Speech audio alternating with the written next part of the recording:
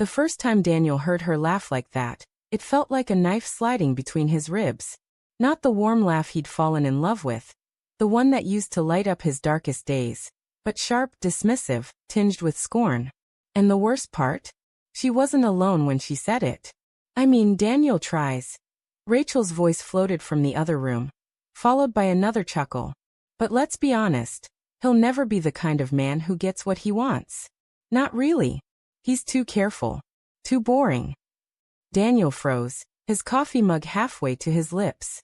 He had only stepped out of his home office to grab a drink, but now he stood in the kitchen, pulse pounding in his ears, listening to his wife mock him to someone else. The voice that answered hers was male. Smooth. Confident. Then why stay, Rachel? Why not just walk away? Her answer came with a low laugh, almost cruel in its certainty. Because he doesn't see it. He'll never leave. Daniel's the type to cling even while the ship sinks. The words rang in his head long after the conversation drifted into muffled tones. He stood there, hands shaking, coffee spilling onto his knuckles, but he didn't feel the burn. That night, when Rachel slid into bed beside him, her smile was soft and her kiss sweet. She asked about his day, laughed at his dry jokes, even brushed her hand across his chest the way she used to. If he hadn't overheard her, he might have believed everything was fine. But now he watched closely.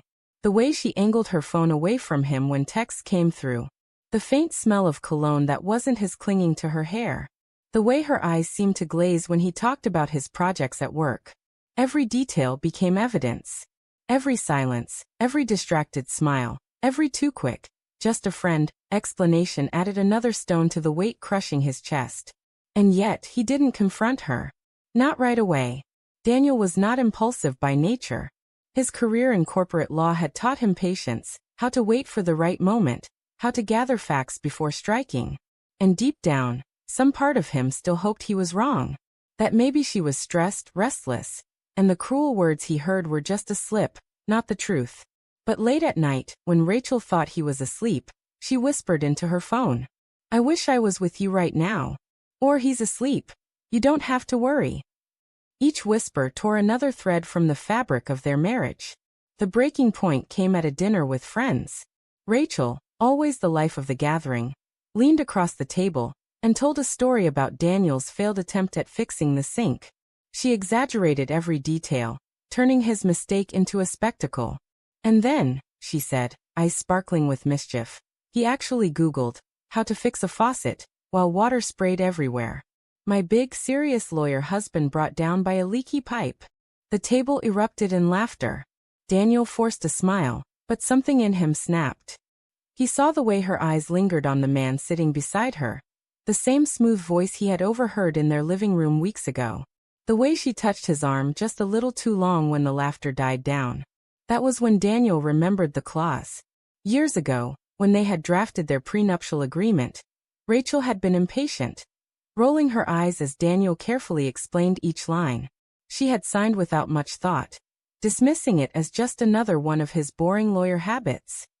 But Daniel remembered every word, including the fidelity clause. If Rachel was unfaithful, everything, every shared asset, every investment, even the house, would revert to him. She had agreed, because back then she swore she could never imagine betraying him. Now her mockery had awakened something cold and calculating in him. The next weeks were spent in silence, but not idleness. Daniel hired a private investigator, someone discreet. He gathered phone records, photographs, messages, all without Rachel suspecting. Every night, he lay beside her as she slept, staring at the ceiling, torn between rage and heartbreak. He remembered their wedding day, her trembling hands as she slipped the ring on his finger. He remembered the nights they'd stayed up talking about their dreams, their plans for a family, their vows whispered in the dark. But then he remembered her laughter, her voice saying, "He'll never leave. He's too boring." That memory hardened him. When the investigator finally delivered the evidence, pictures of Rachel wrapped around the man he'd suspected all along, Daniel didn't cry. He didn't shout. He simply nodded, thanked the investigator, and slid the envelope into his desk drawer. The decision was made. It was a Saturday morning when Daniel sat across from Rachel at their kitchen table, The same table where he had once imagined raising children together. She was scrolling her phone, absent-mindedly sipping coffee, not noticing the way he studied her face. "Rachel," he said, his voice steady. She looked up, surprised by his tone. "Yeah. I heard what you said. About me. About us. Weeks ago." He let the words hang in the air. "And I know about him." Her face drained of color. "Daniel, He raised a hand, silencing her. "Don't. Just don't." She tried again, her voice trembling. "It didn't mean anything, But Daniel leaned forward, his eyes colder than she'd ever seen them. "It meant enough. Enough to mock me. Enough to betray me. Enough to break what we built." Her lips parted, but no words came. "That prenup you laughed about," he said. "I'm activating the clause." The silence between them was suffocating. Rachel's hands shook as she set down her coffee cup. "Daniel, please. We can fix this." For the first time in weeks, Daniel allowed himself a bitter smile. "No, Rachel. You broke it. And this time, I'm not the one who clings to a sinking ship." When he left the table, her eyes followed him, wide with shock, maybe even fear. And though his chest felt hollow, though grief clawed at his insides, he also felt something he hadn't in months: control.